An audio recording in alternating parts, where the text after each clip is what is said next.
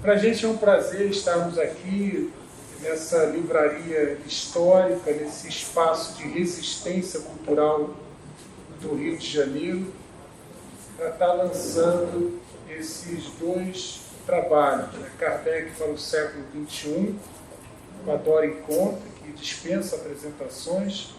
Vocês conhecem, ela é a grande matriarca do espiritismo progressista nesse país, né? Tem uma folha de serviços enormes, né? E que ela vai poder sintetizar em algumas questões para a gente aqui hoje. E o meu trabalho, que é Espiritismo Hoje, uma breve introdução. Pelo próprio título, a ideia era justamente fazer algo mais sintético, mais introdutório. E esse livro surgiu, primeiramente, com um conjunto de postagens no Facebook. Era Natal de 2020, estávamos na pandemia e eu profundamente angustiado. Né? Quem não, né? E especialmente no campo espírita, além de angustiado, eu estava profundamente incomodado. E fazia mal estar sob um governo de caráter neofascista que teve apoio de uma multidão de espíritas. Isso me causava repulsa, mal-estar e sensação de que ou eu não li Kardec, eu não entendi nada, ou eu deveria sair. Né? Alguém estava errado nessa história, ou eu ou eles. Né? Porque me parecia absolutamente incoerente com os princípios mais elementares do pensamento kardeciano qualquer apoio a um governo de corte neofascista, autoritário, negacionista da ciência. Isso não tinha nenhum amparo, mínimo que seja. Ainda que possamos levar em consideração que Kardec era um liberal moderado, um girondino, francês, mas nem para um liberal moderado havia qualquer tipo de base para o apoio de um governo dessa natureza, e, a despeito de tudo, o governo antivacina, para piorar a situação. E foi a partir desse mal-estar e dessa angústia que eu comecei a escrever. Escrevi algumas postagens, 10 postagens. Né? Comecei no dia 25 de dezembro de 2020, falando sobre esse mal-estar e tentando...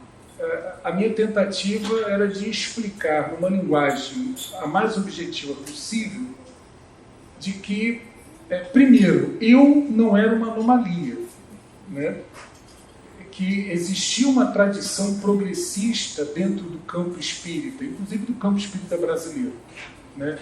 Portanto, eu não era estranho. E segundo, tentar explicar para a geração mais nova de que era possível você concordar com as bases fundamentais do espiritismo e não se aliar com o neofascismo. Essa era a minha tentativa, né? E para isso eu fiz uma primeira postagem sobre o que é o espiritismo, quais são os livros básicos do espiritismo, qual o significado da filosofia espírita, né? Qual a relação entre espiritismo e ciência, o que significa esquerda, direita e centro, né? E por que existe o espiritismo à esquerda. Tentei fazer uma breve análise dos 3 campos, que eu considero os 3 campos maiores do espiritismo, né? Que são os progressistas, os conservadores e os quietistas, né? Aqueles que defendem a ideia de que silêncio é uma prece, política não se fala, né? Que eu chamo de campo quietista. Né? Pode estar chovendo a desgraça no Rio Grande do Sul, eles não soltam uma nota. Né? É tudo em silêncio. O silêncio em si já mobiliza a luz para ajudar o Rio Grande do Sul. Ninguém precisa falar mais nada. Então, me debrucei sobre todas essas questões e tentei fazer um pouco de sociologia do futuro no último capítulo. E agreguei um ensaio sobre o que é o fundamentalismo espírita e sobre ceticismo, né, filosofia cética e espiritismo. E a editora Comênios aqui na figura, né, da nossa querida Dora Encontro e do Maurício, eles toparam a loucura de lançar esse livro. Foi ótimo. E aqui estou eu compartilhando com vocês sobre essas questões e estou aberto para dúvidas, críticas e questionamentos a respeito disso. O que eu torço, para finalizar, sinceramente, é que o espiritismo brasileiro possa se abrir para um campo de reflexão crítica com o qual ele se absteve durante longo tempo, né? Parece que o espiritismo brasileiro, e não é de hoje, né? Não dá para dizer que isso foi, começou agora, com o Divaldo apoiando o Bolsonaro. Não começou agora. O golpe militar de 64, a FEB ficou calada. Durante a tortura nesse país, a FEB ficou calada. Há uma tradição de omissão e silêncio de grandes instituições espíritas ao longo da história brasileira. Então o problema não é de hoje. E cabe a nós fazermos, no mínimo, essa autocrítica e esse repensar da história do espiritismo. É claro que vozes discordantes sempre existiram. Tem uma histórica aqui do lado, né? Mas outras vozes, como Herculano Pires, e ela vai poder falar melhor sobre isso, como Souza do Prado, que era aqui de Niterói, que buscava fazer uma síntese entre marxismo e espiritismo já na década de 50, e diversos outros pensadores, como Angeli Torteroli, que foi sempre um crítico da hegemonia rustenguista e conservadora na Federação Espírita Brasileira, enfim. Mas o problema é que todas essas vozes foram silenciadas por essa oligarquia reacionária que comanda o espiritismo majoritário. Foram banidas. Eu lembro bem, por exemplo, e olha que eu estou falando da minha trajetória, eu tenho 51 anos de idade, e a minha trajetória no espiritismo já fui sob a Nova República e sob a Constituição de 88. Mas eu lembro muito bem que no 15º CRE, que hoje é CEL, né, que é a região onde eu participo, né, quando um dos membros pediu para colocar meu nome na lista negra, a partir do Centro Espírita João Batista. E assim sempre foi. E as pessoas perguntam, Márcio, você nunca mais foi lá no nosso centro conversar? Eu falei, pede para o seu centro me chamar. Eles não chamam. Eles perseguem, censuram, caluniam, espalham que eu talvez estivesse com algum problema psiquiátrico ou religioso.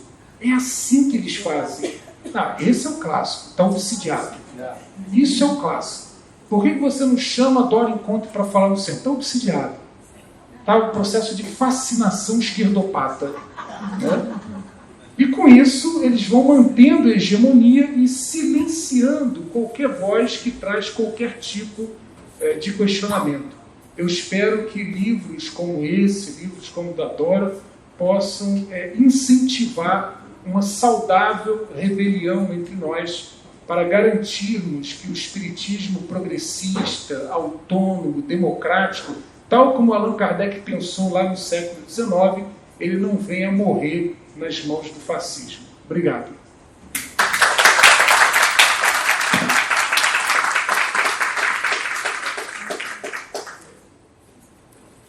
Bom dia para todo mundo. Grande alegria estar aqui de volta. Devo dizer que a primeira grande alegria é que eu estou saindo pela primeira vez de avião desde a pandemia. Nós passamos a pandemia, depois eu passei um câncer, então hoje é a primeira viagem que eu estou fazendo. Então, que sensação de liberdade, né? E justo vim aqui para o Rio de Janeiro, que é uma cidade maravilhosa, onde eu tenho muitos amigos, alguns que eu convidei não puderam vir, mas estamos aqui. Olha só que coincidência. O Márcio, coincidência entre muitas aspas, o Márcio fez essas postagens no Facebook, eu li encantado e a gente começou a interagir muito mais intensamente, e eu estava desde 2013, portanto há 10 anos, escrevendo esse livro. E os nossos livros meio que se complementam, por incrível que pareça, porque tocam alguns temas em comum, de perspectivas afins, porém de maneiras diferentes.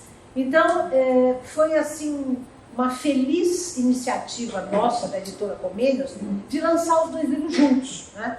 Então, Então, nós fizemos o Clube do Livro. Vocês sabem que tudo que se faz pela cultura, e pela esquerda, e pelo espiritismo mais progressista, tudo é o fruto de uma luta intensíssima financeira. Então, nós fizemos o Clube do Livro para viabilizar essas edições. Estamos lançando outros livros também. Agora o próximo que vai sair é o Para Entender Allan Kardec, que é o meu livro de 20 anos atrás, mas está revisado, refeito, ampliado. Depois tem outros livros que vão sair. Enfim, e nós estamos nessa batalha.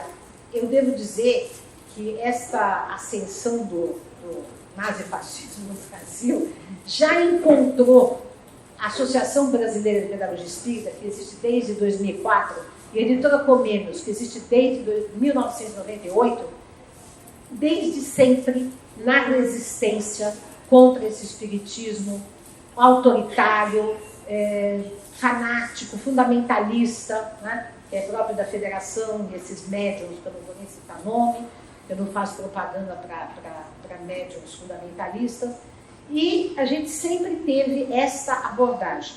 Por quê? Porque eu fui criada com Herculano Pires, né, que era um homem de esquerda. Ele foi jornalista, presidente do Sindicato de Jornalistas do Estado de São Paulo, escreveu livros, né, que estão até hoje aí muito progressistas, e eu publiquei aí este livro aqui, que é A Construção do Reino, Pensamento Social, do José Herculano Pires, justamente analisando o pensamento social. Isso foi o ano passado, né, nós lançamos esse livro, no outro Clube do Livro que nós fizemos, né? Agora a gente está fazendo o Clube do Livro para conseguir financiar as edições, né? E durante a pandemia, nós não estávamos, né, sem fazer nada, nem eu, nem o Márcio, e nem uma série de pessoas, fizemos este livro aqui, Espiritismo, Sociedade e Política, organizado por mim e pelo Sérgio Maurício Pinto, que mora na Bahia. Ele é carioca, né, o Sérgio? É carioca, mas mora na Bahia. O Espiritismo, Sociedade e Política, Projeto de Transformação, que é um livro organizado por nós, mas que tem vários autores, inclusive o Márcio também está aqui, relacionando espiritismo e marxismo, espiritismo e socialismo utópico, espiritismo e anarquismo, que sou eu que faço, né? Eu me classifico como anarquista. E, enfim, é um livro que foi marcante, né? Foi um marco histórico aí, no momento em que ainda a gente estava no desgoverno do dito cujo, que eu também não pronuncio o nome. E um dos primeiros livros que a Editora Comênios lançou foi esse, Cristianismo Libertador, de ninguém menos de Alisson Leandro Mascaro, que é meu amigo há mais de 25 anos, né? E que agora estará presente também no nosso evento que nós vamos fazer em julho, em Bragança Paulista. E foi o prefaciador deste livro aqui. E esse livro, Kardec para o século XXI, é um livro que foi profundamente meditado, pesquisado, analisado, porque eu passei capítulos, alguns capítulos, às vezes o livro inteiro, para leitores críticos, coisa que no movimento espírita ninguém faz, né? Porque exatamente suscitar um debate antes, uma análise crítica. O próprio amigo aqui, o Márcio, revisou, deu várias sugestões para o capítulo que eu considerei um dos mais difíceis de ser escrito, né? O Espiritismo e o Pensamento Decolonial, né? Então, foi um livro muito gestado, muito pensado, né? E acho que eu estou satisfeita, pelo menos, com o resultado, e todas as pessoas que estão lendo, estão dando retorno positivo, e vários outros leitores críticos, e no final também eu tive a alegria de ter como prefaciador o Alisson Leandro Mascaro, que faz algum tempo, poucos dias atrás, esteve aqui nessa livraria, né? Ele sempre faz os lançamentos dele aqui na Leonardo da Vinci. Então, ele também fez o prefácio desse livro, também vai estar conosco no nosso evento em julho, em Bragança Paulista. Foi pela Boitempo. Exato. Então, qual é a proposta desse livro? A proposta é fazer uma análise crítica do que Kardec, do que os livros de Kardec, do que as obras de Kardec têm de limitação de tempo, espaço, sociedade, condicionamento da época em que ele viveu, porque tudo tem um contexto histórico, tudo tem uma limitação histórica, e eu fico pensando o que as pessoas daqui 100, 200 anos vão falar de nós, né? Quais são as limitações históricas que nós estamos ainda, na quais estamos imersos hoje, que também teremos, né? E daqui 100, 200 anos, os nossos livros também estarão aí com os seus limites, né? Mas espero que tenha ainda algumas verdades atemporais, como existem verdades atemporais na obra de Kardec, né? Como grandes autores, né, do século XIX ainda são lidos com muito proveito, né, como o próprio Marx, no início do século XX, Freud e tantos, que também têm suas limitações históricas, mas tiveram seus revisionismos, suas releituras de todos os quilates, né? Eu sempre cito essa questão do marxismo, que é um pensamento vivo e atuante até hoje no mundo contemporâneo, mas que tem os seus revisionismos, né? E que tem os seus novos diálogos. Por exemplo, um grande diálogo que eu considero essencial é entre o marxismo e a psicanálise, né? Então, aqui no nosso livro, por exemplo, eu falo muito da questão do marxismo, da psicanálise, de teorias sociais, do pensamento decolonial, que é depois de Marx, né? Então, nós procurando trazer os debates que Kardec propôs no século XIX para o século XXI, de maneira aberta, dialógica, e que possa abrir caminhos. Também não é para fechar caminhos e dogmatizar verdades prontas e postas, mas para abrir debates para nós caminharmos adiante e podermos, no século XXII, ainda termos o Espiritismo, no século XXIII, idem, né? Mas de uma maneira cada vez mais aberta, avançada, em diálogo com a cultura do nosso tempo e trazendo aquilo que é necessário trazer de bom para nós. Você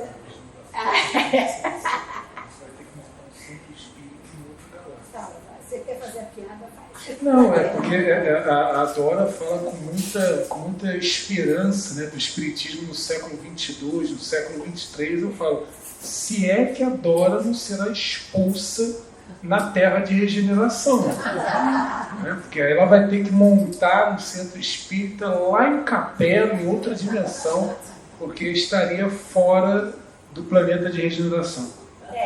Essa é uma ideia que eu questiono aqui bastante, essa coisa da regeneração, do exílio, é tão punitivista, né? Então, uma leitura que nós temos feito, todo o nosso grupo, da BPE, os professores que dão aula na nossa pós-graduação de Pedagogia Espírita pela Universidade de Tampere, um questionamento desse excesso de punitivismo, né, que tem no Espiritismo brasileiro. É uma coisa absurda, mas está também lá um pouco em Kardec. Então, essa releitura, né, aberta, contemporânea, do que há de melhor em Kardec, rejeitando o que já está ultrapassado, porque tem coisas do século XIX que não servem mais para nós, né? E tem coisas que ele nem pensou, porque não havia nem essas questões a serem pensadas na época. Por exemplo, a crise climática, né? É uma coisa que não havia no tempo de Kardec, né? Então, essa releitura e esse revisitar as obras de Kardec de uma maneira aberta, progressista, que espero, né? O Alisson disse uma coisa que me comoveu profundamente, quando nós fizemos o lançamento lá em São Paulo, na Livraria da Vila. Eu estava presente, ele fez uma pequena palestra, vocês podem ver no nosso YouTube, do canal da BPE. Ele fala, agora deu mais 100 anos de vida para Kardec. Eu adorei ele falar isso. Espero que tenhamos mais 1000 anos aí com esse pensamento aberto e progressista. Olha, eu acho que esse punitivismo é uma das coisas que para mim me incomoda demais. Deus castiga, essa linguagem ainda antropomorfizante de Deus. Aliás, tem um capítulo aqui que eu falo, há uma teologia espírita. Eu digo que Kardec amplia o conceito de Deus, porque para nós Jesus não é Deus, Deus é um Deus cósmico, enfim, tem uma ampliação cósmica de Deus. Acho que é muito bonita essa ampliação, mas ao mesmo tempo existem trechos, principalmente no Evangelho e no Espiritismo, mas também em outros livros, aquela coisa Deus castiga, é uma coisa que ainda é um ranço da linguagem da época, que eu atribuo a duas influências, essa questão do punitivismo. Uma é o catolicismo, né? porque ele estava dentro de uma cultura católica, apostólica romana, foi criado ali, naquilo, e era a linguagem também da época. E a segunda, ele descendia de magistrados, né? Então eu acho que tem um juridiquês ali, né? muito forte, leis, penas e recompensas, né? No livro dos Espíritos, né? Então eu acho que isso, onde nós estamos no século XXI, onde existe, por exemplo, no campo da pedagogia, que é o meu campo, né? Que eu trabalho há décadas, a questão da educação, na pedagogia a gente tem total rejeição a qualquer ideia de punição da criança, porque a criança está aprendendo, né? Não se pune a criança. Se entende o erro como uma aprendizagem, um ensaio-aprendizagem. Isso é a ideia básica do construtivismo. Agora, como é que Deus vai nos encarar, né, como caídos, como pecadores, que precisamos resgatar dívidas? Não, nós estamos aprendendo, né? Nós estamos ensaiando. Então, faz parte, o erro faz parte. Então, não tem esse punitivismo terrível, né? Essa é uma das questões. A outra questão, que também foi o capítulo mais difícil de escrever, que é a questão do espiritismo, pensamento decolonial, essa é muito, muito difícil de encarar em Kardec. É o tempo inteiro, povos primitivos, povos selvagens, e não sei o quê, e a questão dos negros, muito eurocêntrico, né? Muito etnocêntrico. Bem, naquela época ninguém escapava disso, porém nós estamos no século XXI, e estamos no Brasil, estamos lutando contra o racismo, estamos lutando contra as exclusões todas, contra o genocídio dos indígenas, então precisamos falar disso, né? E é uma das coisas que o livro enfoca com bastante coragem, né? Então eu proponho uma releitura de Kardec. Agora, seria bom perguntar o que é indevável de Kardec. Muita coisa, para mim, principalmente, como lidar com a mediunidade. Isso ninguém fala. Ninguém fez, ninguém propôs, ninguém jamais trouxe uma contribuição tão precisa, tão equilibrada, tão útil para quem é médium. Eu sou desde 2 anos de idade. Se eu não tivesse Kardec, eu hoje estaria tomando remédio de tarja preta, né? Eu vi espírito e tal, não sei o quê. Então, até hoje, né? Quer dizer, a gente tem uma conexão, lidar com o mundo espiritual, que só Kardec explica de maneira tão racional, tão precisa. A reencarnação, né, que está em outras doutrinas, em outras filosofias, em outras religiões, etc. Mas da maneira como Kardec faz também é única, né? Ele traduz para o Ocidente, né, porque ele está lá enraizado na filosofia grega e tudo mais. Enfim, são essas questões. Eu acho que o Espiritismo tem uma cosmovisão, tem uma filosofia bonita, otimista.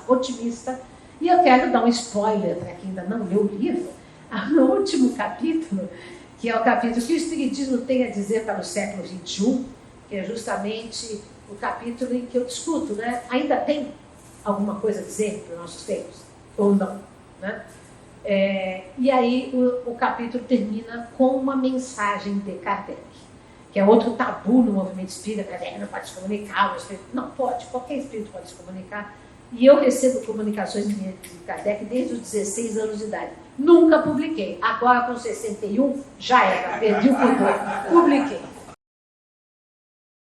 Agora, o que eu falo o tempo inteiro, não se mexe uma vírgula na obra de Kardec, como não se mexe uma vírgula na obra de ninguém, né?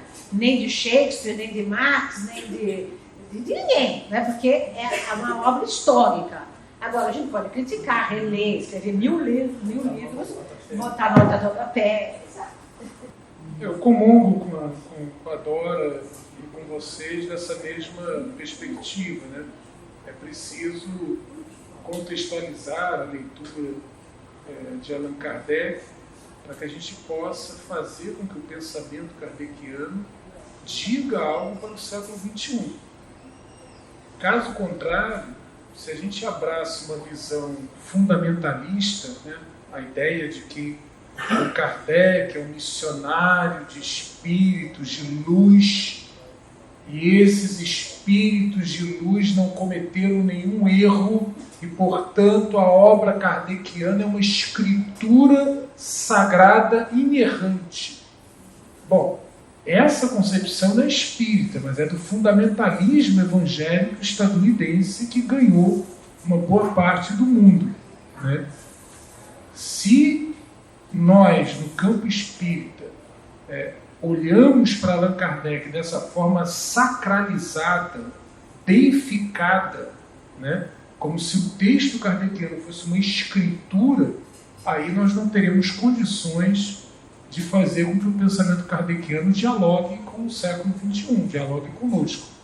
E, tal como eu entendo, ao fazermos isso, se fizermos isso, nós estaremos traindo o próprio desejo de Allan Kardec, né? Em diversas passagens, Kardec deixa claro que ele desejava permanecer conosco, na medida em que ele dizia, se em algum momento histórico, né, a ciência e a construção do consenso científico, né, demonstrar que o espiritismo está equivocado numa determinada questão, e esse consenso científico ele pode vir do campo da biologia, da genética, das ciências sociais que ele não conheceu, etc., né, cabe a nós mudarmos o espiritismo naquilo que ele já se tornou obsoleto de acordo com um novo paradigma científico que temos. Ou seja, Kardec, ao dizer isso para nós,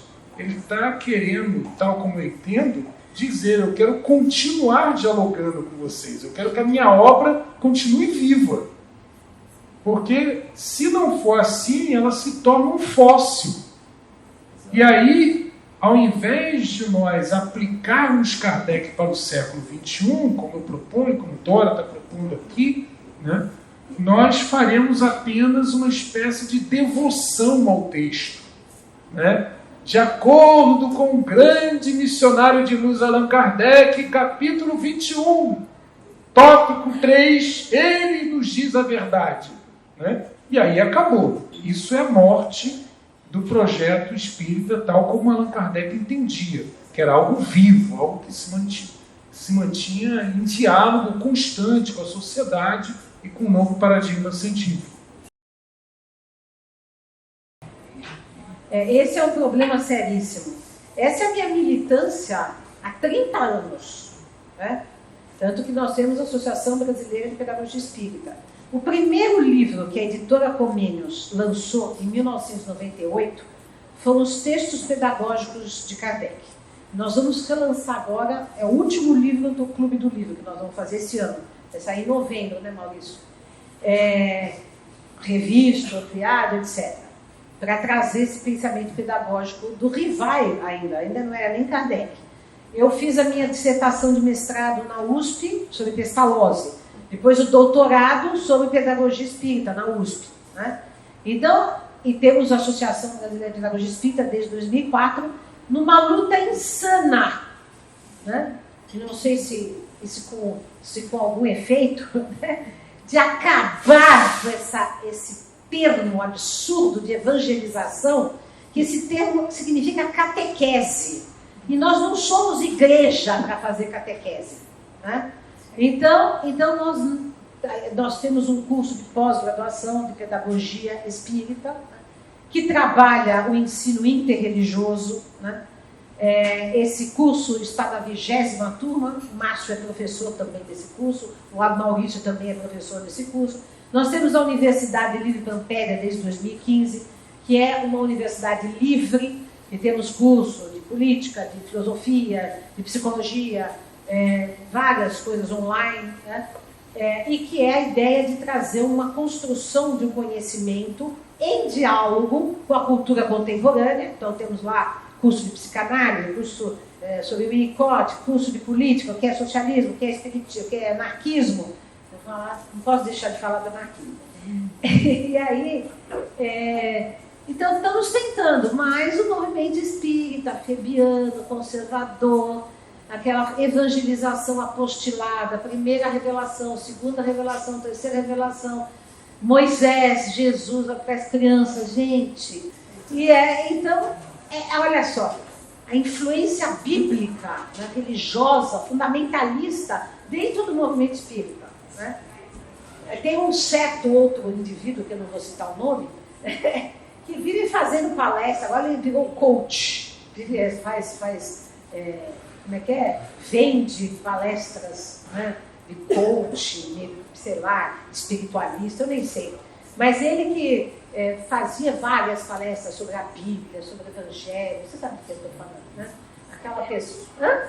Sabemos, né? É da área do direito, vou dar mais uma dica. Da área do direito. Continua, mas não sei, né? Como é que pode uma pessoa. É juiz.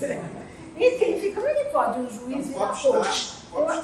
Eu não sei, eu acho muito estranho, mas enfim, tudo bem. Então vocês vejam, eu luto há anos, eu já discuti com a USE em São Paulo, pelo amor de Deus, muda este nome, pelo menos coloca educação do espírito, ou qualquer coisa assim. Ah não, o pessoal não quer, gosta de evangelização. Então, né, nós estamos fora, a gente está fora. Glória, e as suas sugestões foram aceitas? Não foram. Não foram. Na questão da evangelização, da chamada evangelização espírita, especialmente com crianças, tentamos fazer vários debates aqui no Rio de Janeiro, né, no SEEG, na antiga USEEG, né, para tentar modificar essa pegada. Até porque a gente entende que não tem uma fundamentação adequada, evangelização dentro de uma casa espírita, ainda que o Evangelho tenha informações importantes, né, para a consolidação da filosofia espírita. Mas o termo evangelização a gente considerava inadequado, né, mas também enfrentamos no Rio de Janeiro a mesma resistência. A galera queria manter o termo evangelização, que tem uma noção muito ligada à ideia de catequese, que é um processo legitimamente católico, mas não espírita. É um pouco a ideia de você roubar, de você se apropriar de uma tradição ou outra e de não respeitar o coleguinha. Da mesma forma, né, que muitos espíritas falam de Pentateuco kardeciano, que eu fico também apavorado, e você coloca isso no seu livro, né? O Pentateuco é da Torá judaica, respeite os judeus. Nós não podemos roubar o Pentateuco e dizer que o Pentateuco é espírita, porque não há Pentateuco no espiritismo. Isso não existe. Kardec não fez 5 obras. Ele escreveu vários livros.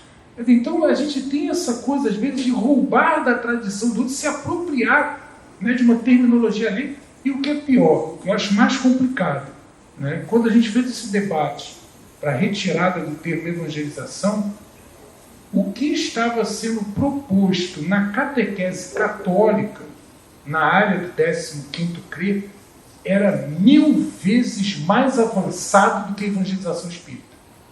Os livros de catequese, livros, por exemplo, do Frei Beto, de catequese infantil católica, eram 1000 vezes melhor. Eu cheguei a sugerir, já que vocês querem fazer catequese, pelo menos tenham competência. Adote Leonardo Boff, adote Frei Beto, adote Dom Pedro Cassaldáliga, o uso melhor da catequese. Se é para copiar, vamos copiar o melhor, mas parar com esse negócio de evangelização e catequese espírita.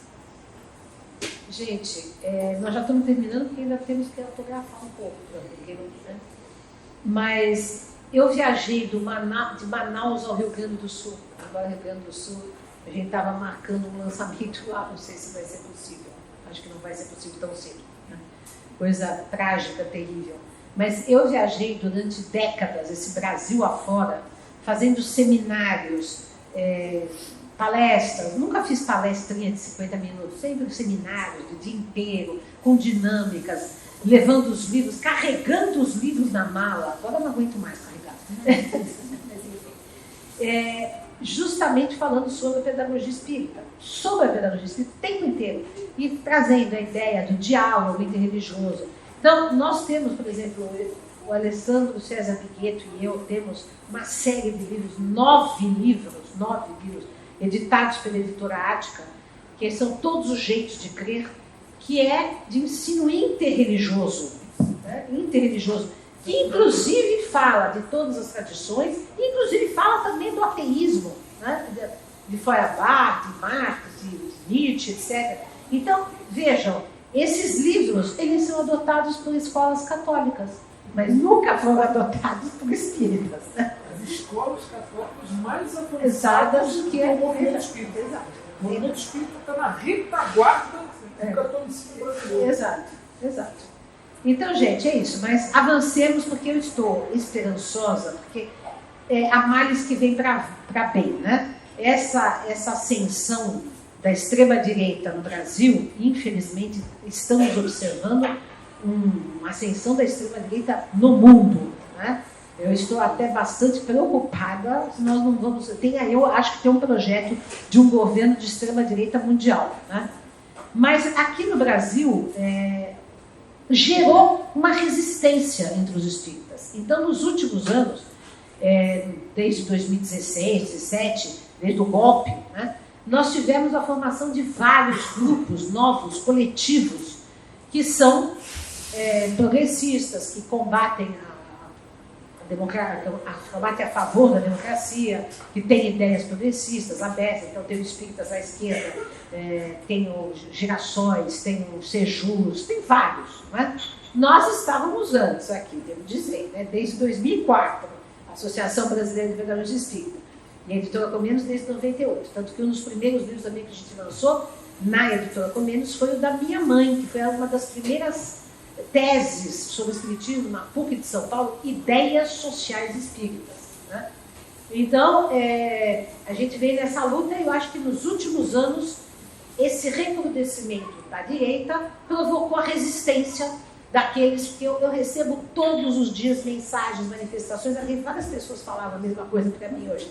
Olha, ainda estou no espiritismo por sua causa, pelo trabalho da editora, pelo trabalho da associação. Então, é isso, né? Vamos resistir e vamos pensar que temos que fazer um mundo novo, que não é esse mundo capitalista, de extrema-direita, né? Esse mundo que está acabando com a natureza, e a gente também não pode ter uma ideia de que podemos mudar essa questão climática sem a superação do capitalismo, porque o capitalismo está intrinsecamente ligado, né, a ação predatória em relação à natureza, é predatório em relação ao ser humano, é predatório em relação à natureza, é predatório em relação a tudo, né, o capitalismo. Então, a gente tem que pensar nesses termos, né, e temos que nos alinhar nesse sentido. Gente, muito obrigada pela presença de vocês. Estamos aqui ainda